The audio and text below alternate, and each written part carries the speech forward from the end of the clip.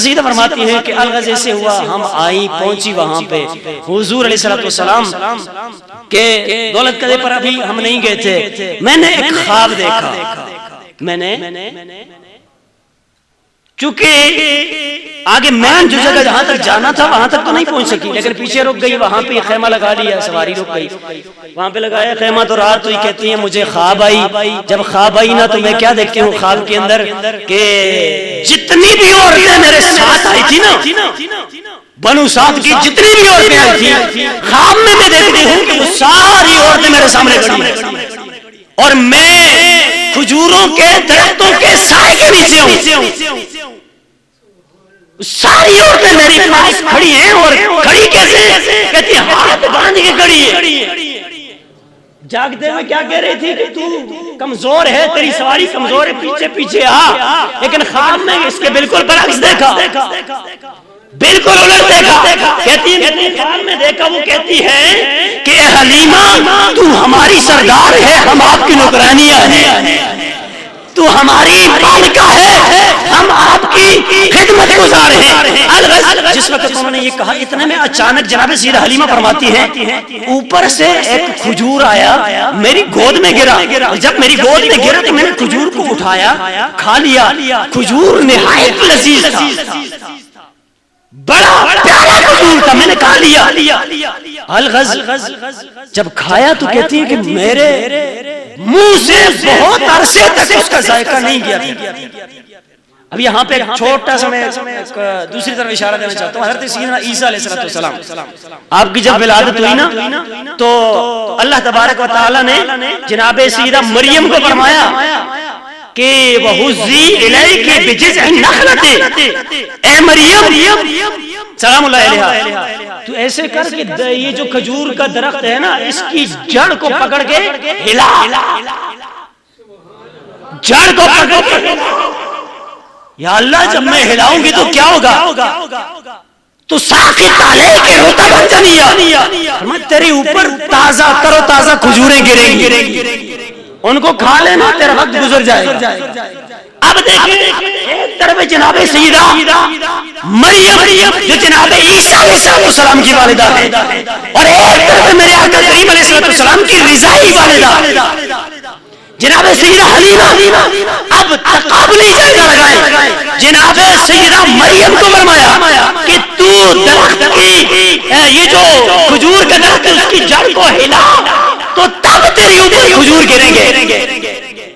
یا اللہ ادھر کیوں نہیں کہا کہ کھجور تو سامنے نظر آتے ہیں خواب میں، ان کی یہ جڑ جو ہے ان کو ہلا لے، یا نیچے سے تنے کو ہلا لے، اوپر سے گر جائیں گے، یہاں پہ کیوں نہیں کہا؟ ادھر تو کہا حضرت عیسیٰ علیہ السلام کے معاملے میں، ادھر کیوں نہیں کہا؟ فرمائے یہی تو فرق تمہیں بتانا ہے کہ عام نبی میں اور نبی الانبیاء میں کیا فرق ہوتا ہے۔ فرمایا کہ وہاں پہ نبی جناب عیسیٰ علیہ السلام کی پیدائش ہے، لیکن یہاں پہ میرے نبی علیہ السلام کی رضائی والدہ حلیمہ کا مقام بتانا ہے۔ اور مقام کیسے؟ میں واضح کرتا ہوں دو لفظوں میں، وہاں پہ درخت کی جڑ کو ہلانے کا کہا، اور یہاں پہ خود آئی کھجور، یہاں پہ خود گری، یہ نہیں کہا یہ ٹہنی کو ہلا، درخت کو ہلا، تنے کو ہلا تو تب آئے گی، نہیں، وہ رب فرمانا چاہتا ہے کہ وہاں جو حضرت عیسیٰ علیہ السلام کا معاملہ تھا وہ بھی میرے عظمت والے پیغمبر تھے، لیکن وہاں میں نے کہا اے مریم تو ہلا لے تب تیرے اوپر کھجور گریں گے، لیکن یہاں میرے آخری نبی کی بات تھی، نبی الانبیاء کی بات تھی، اس لیے میں نے کہا کہ کوئی یہ نہ کہے کہ ہمارے نبی سے جناب عیسیٰ علیہ السلام افضل ہے۔ فرمایا کہ وہ نبی اپنی جگہ پہ ان کی بڑی شانیں ہیں، لیکن ان کی جو داعیہ ہے ان کو بھی یہ نہیں کہتے کہ تم درخت کو ہلاؤ، بلکہ رب کائنات خود ان کی گود کے اندر کھجور کو نازل فرما دیتا ہے، خود نازل فرماتا ہے۔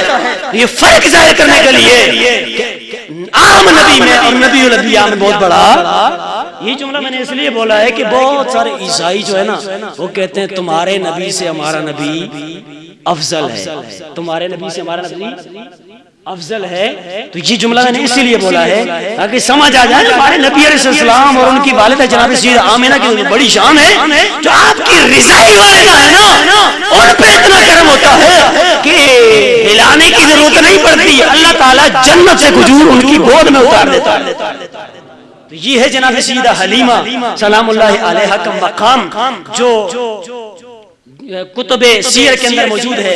تو بہرصورت میں نے ابتداءً یہ جملہ عرض کیا کہ میرے آقا کریم علیہ السلام کے ساتھ جس چیز کی نسبت ہوئی، اللہ تبارک و تعالی نے اس کے نام کو صبح قیامت تک بلکہ قیامت کے بعد تک بھی اس کو روشن کر دیا ہے۔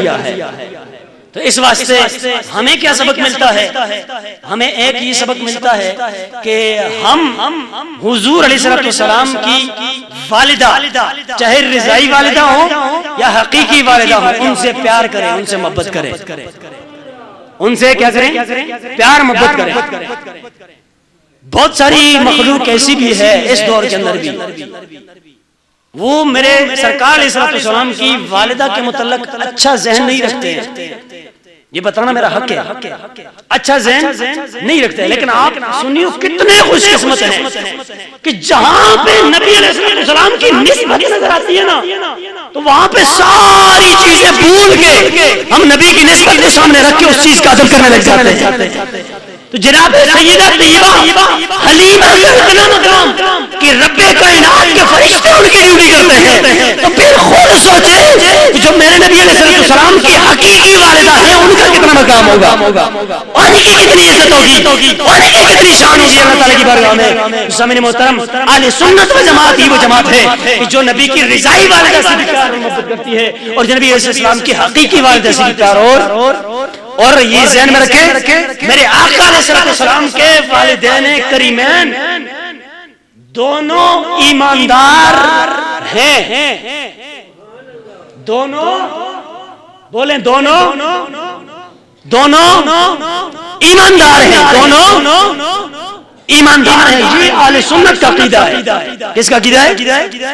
اہل سنت کا عقیدہ ہے۔ اس کے مقابلے میں اگر کوئی کہے جناب معاذ اللہ وہ ایسے تھے ویسے تھے، ہم نے اس کو ایکسپٹ نہیں کرنا، ہم نے اس کو قبول نہیں کرنا۔ یہ آپ کو میں اس لیے بتا رہا ہوں کہ ایسے جراثیم ہیں ہمارے اندر ہی موجود ہیں جو بظاہر دین کا نام لیتے ہیں، اسلام کا نام لیتے ہیں، اور جناب داڑھی تو ان کی اتنی ہوتی ہے کہ ناک سے بھی نیچے جاتی ہے، لیکن شرم نہیں آتی ہے نبی علیہ السلام کے والدین کو کافر کہتے ہیں، وہ کافر کہتے ہیں۔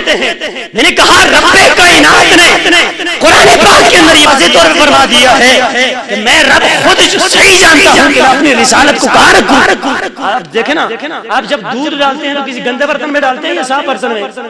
بولے نا، بولے جو میری بات کو سمجھ رہے ہیں وہ اونچی آواز سے کہتے ہیں گندے برتن میں جو ڈالتا ہے وہ بے شک نہ بولے، جو صاف برتن میں ڈالتے ہیں وہ اونچی آواز سے کہتے ہیں۔ کس برتن میں ڈالتے ہیں؟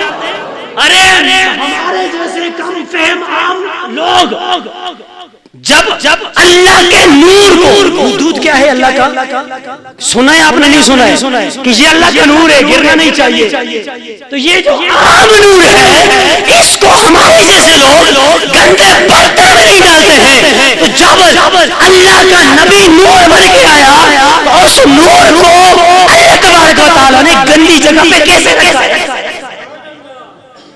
کوئی بھی یہ تصور جو ہے اس کو نہیں کہہ سکتا ہے کہ اللہ تبارک و تعالیٰ نے معاذ اللہ نبی علیہ السلام کے والدین کو مسلمان نہیں کیا یا وہ مسلمان نہیں تھے۔ عام بندہ جب دودھ جیسے نور کو پاکیزہ جگہ میں ڈالنے کی کوشش کرتا ہے تو اللہ تبارک و تعالیٰ خود فرماتا ہے کہ اللہ اعلم حیث یجعل رسالتہ، اللہ خوب جانتا ہے کہ وہ کہاں اپنی رسالت رکھے۔ یقیناً اللہ تبارک و تعالیٰ نے اپنے نبی کا نور بے ایمانوں میں نہیں رکھا، ایماندار لوگوں میں رکھا ہوا۔ اور میرے آقا علیہ السلام نے واضح طور پہ دو جملوں میں بتا دیا کہ میرے جتنے بھی اسلاب ہیں، میری صلبیں ہیں، وہ ساری کی ساری ہر نجاست سے، ہر پلیدی سے پاک رہی ہے، ہر پلیدی سے، ہر نجاست سے پاک رہی ہے۔ تو پتہ چلا اللہ کے نبی علیہ السلام جو ہمارے آقا علیہ السلام ہیں، آپ کے والدین مسلمان تھے۔ کیا تھے؟ مسلمان تھے۔ اللہ تبارک و تعالیٰ اس عقیدے پہ کاربند رہنے کے لیے توفیق نصیب فرمائے اور حضور علیہ السلام کی ہر نسبت سے محبت کرنے کی توفیق